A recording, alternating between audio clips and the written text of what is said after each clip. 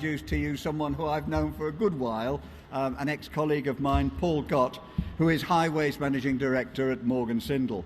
And he's going to talk to us about bringing innovation to the strategic road network. Paul, over to you. Okay, thanks very much, Chris.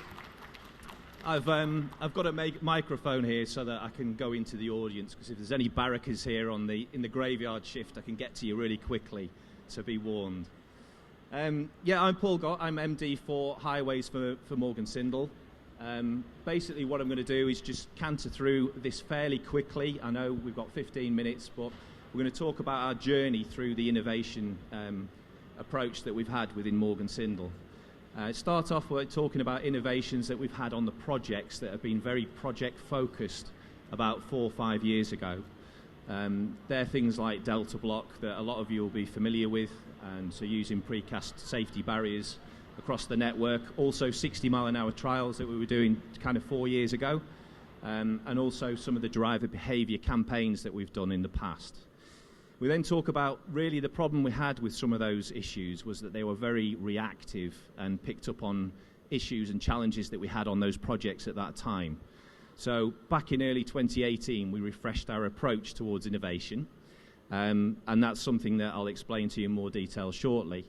And then finally, I'm talking about where we get to with some of the current schemes and current innovations that we're actually dealing with, and how we're trying to unlock some of the challenges that we've got there. With some of the blockers, if you like, within innovation. So firstly, talking about the Delta Block, we believe this was the first time it was used on a big scheme within the strategic road network. It was on the M1 junction 19 to 15. It was a BMJV project that we did. So back in June 2015, we developed the Delta Block. We used it very effectively, really focusing on the imperatives that Highways England have got for safety, customer and delivery.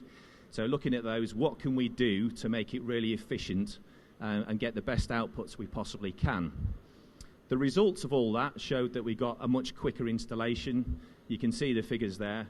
It gave us lots of efficiencies in installing the Delta Block, as opposed to what we were doing before with the in-situ barriers. But it also, very importantly, reduced the workforce exposure to traffic by over 50%. So because we got such a big output, we weren't doing the in-situ works on site, so the installation rates were a lot faster.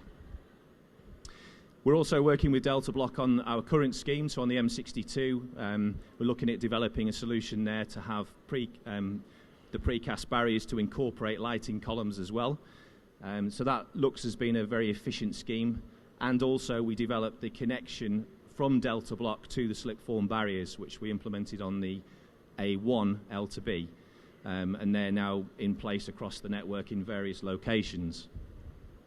When you look at the 60-mile-an-hour trial back on the A1 L to B, then yeah, we did a trial. It was a very small-scale trial, but it was really to see what the customer's reaction was to implementing 60 mile an hour through the roadworks. We did it over the Christmas shutdown in 2016, and we got some great feedback from that, which hopefully helped with advancing things with the 60 mile an hour trials that we're currently on with. Also back on the A1, we used Trimble, so it was a machine guidance system really to get rid of the people-plant interface with lots of engineers and our assistants working around large bits of plant. So we fully automated the system to install the pavement construction. It did eliminate manual setting out, and it won several awards there, as well as Highways England saying that how impressed they were with the overall performance and the culture on the site on the A1L to B. Also on that project, we worked with North Yorkshire Police, Highways England and Red Speed to improve driver behaviour, so particularly targeting LGVs, like good vehicles, and changing the behaviour there. There was a 5-point awareness campaign that we worked on, and it did have a big impact. Although no one was prosecuted, there were lots of warning letters sent to the offenders, and we found that they did comply very well. So the amount of violations that we had on the project reduced massively.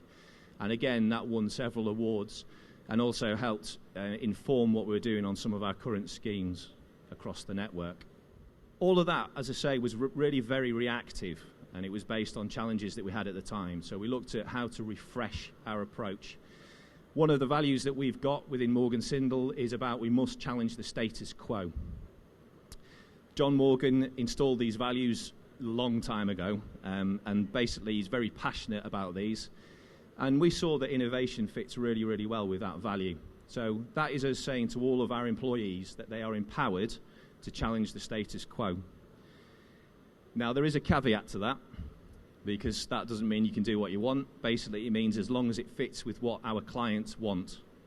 So, challenging the status quo should be fairly easy. It certainly shouldn't be that hard. And what we've got on the right-hand side there is all our leaders saying, this is pretty easy, we should pick up on innovation really easily. So they're on the top of the ice cube, if you like. And at the bottom, we've got all our employees with great ideas, but they're really frustrated that those ideas aren't driven through our middle management. So we get this frozen middle concept.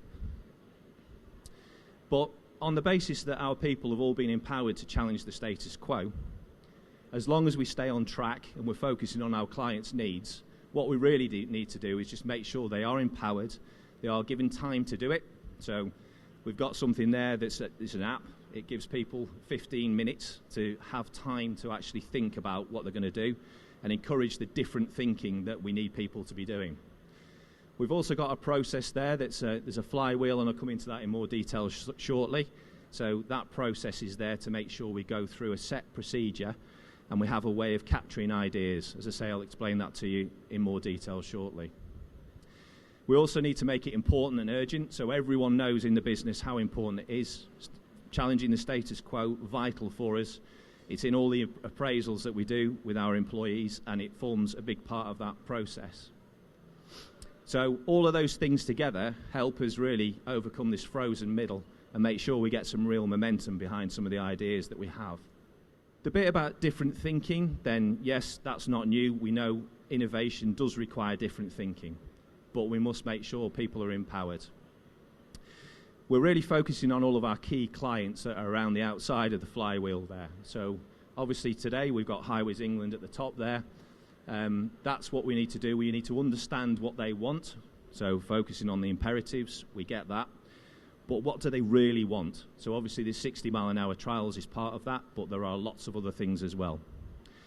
We appoint business unit innovation leads to make sure they pick up on those needs from our key customers, key clients, and embed that within what we're doing.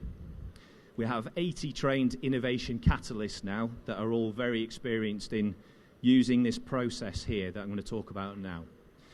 So basically, a session, so an innovation session, would involve us in a group that we've selected across the project as coming up with ideas and understanding the real challenge in the first place that we need to address. Once we understand the idea, we then explode into different ideas, and everyone comes up with random ideas, how stupid they may think they are, but we just get everything down recorded. So we'll have literally tens, if not hundreds, of ideas about how to overcome a certain problem. We then consolidate those ideas, so we dismiss some of them as being not that relevant, not that achievable, and we consolidate the process and come up with an action plan and then drive that through. Once we finish driving that through, we'll then table that with our clients and see whether it really hits the mark, and also then there's a chance to refine it slightly and go through that process again. We track all of this now through a software system called Edison 365 that will help us understand where everything's at and what we're doing with that. And to keep it current, we make sure we're aligned with Highways England's Innovation Hub. So we keep an eye on that to make sure that we're current and live with what we need to be looking at. When we look at some of the challenges that we've got on the SMP at the moment, what we do find is that in any organisation there's likely to be some silos that are difficult to overcome. On SMP, I think we're the first contractor that's been able to combine some of the challenges we had with the budgets in the first place. So what we were finding through the tender process or through the preferred bidder process is that the budget was very, very tight on the M62 but had some capacity on the M27. So we're able to combine those two budgets to say, okay, overall it works. So that was acceptable and proceeded on that basis. We've also got to make sure that our people are always empowered to be positive disruptors as long as it's on track and it's in a controlled manner. One of the examples of that is on the 60 mile an hour request that we had from our customer, which I'll explain in more detail shortly. A way that we've got of actually capturing that is to table that in a very simple one-page solution and table that with the leaders from Highways England so they can see what we're trying to do and they can help us align with the right people to make sure we deal with the ideas as efficiently as possible, again providing they're hitting the key imperatives that Highways England focus on. So looking at the smart motorways and the smart TM, so basically on the M62, what we've got there is some positive disruptive thinking and some solutions to some of the problems that we've got. So Highways England want 60 mile an hour through the roadworks. They go to the supply chain, supply chain speak to the police forces and other stakeholders, who then in turn say, you can't do that because of. So one of the challenges there was that the police were saying, if you change it to 60 mile an hour, we have a breakdown or an incident, it's already difficult enough and hazardous enough in a 50 mile an hour environment, so you can't go to 60. What our teams then were able to do is to come up with go through the process and come up with something that said, well, okay, it needs to be dynamic. So if there is an incident, we need to make our TM dynamic and able to respond to the needs of the police and all the other stakeholders involved. So now what we've got is a system that is able to be controlled. These signs are prism signs that can be controlled from 60 to 50 to 30, and even the wicket signs that we've got there as well that we can use to close one of the carriageways in the event of an incident. So that's something that we've developed. It got secured designated funds, so Highways England's ticked to say, yes, that sounds like a good idea, and we're in the process of developing that through the Safety Control Review Group and into, hopefully, full-scale trials very shortly. We also share that across the SMP community in the 60 mile an hour working groups that have been formed. And I know certainly Balfour Beatty are looking at using that system on the M4. Another idea is the CCTV analytics, or analytics, should I say. Basically what that's about is answering some of these problems that we've got with all the public concerns about stopped vehicles within the network. We looked at that and we've worked with a software company that have now implemented on the M62 the software onto Highways England's cameras. It's been in operation for quite a while. It's assembling data, and what that is able to do is pick up and alert us to when there is an incident on the network rather than relying on manual identification of it through the cameras. So again, that system works really well, and what we're trying to do with that is combine that with the dynamic smart TM so that it's fully automated through the network. The next one is a very quick one. A lot of you, I think, will know about Waze. So Waze is an app that I think is absolutely fantastic, as a lot of people will know that know me. Google bought Waze some time ago. This has been developed in Czechoslovakia. It's been working for a long time now. It is a worldwide solution to an intelligent sat-nav. It not only benefits from being an updated sat-nav, and it's free, but it also has the facility in there that it can help communicate with the public and all the Waze users that have got this app in their phones. So what we're able to do with that is help or use that facility to update people within a certain radius of a project of what's going on, when closures are going to happen, and just really help that communication process. So we also think that's a really good idea, and we're hoping to roll this out properly again within this month. I think finally the big push on standardisation and pre-assembly, we keep looking at that. We're looking at lots of ideas. What else can we do? We've had some great discussions today with some of the supply chain here, with some more ideas that we're going to be developing. But basically with the NERTS contracts, looking at what can we do to make sure that we combine those as much as possible. We don't want people to be out on the network doing all sorts of different tests and different commissioning activities. If we can do them in the factories, do all the testing there, get them pre-approved and then roll them out to site. So we're looking at pre-fitting and testing 600 cabinets prior to installation on the M27. And that will realise massive savings if we can get that to work. So, in summary, and hopefully not overrun too much, that's pretty much a fly through our innovation approach within Morgan Sindall, and obviously with some of our current JV partners that we're working with. Thank you.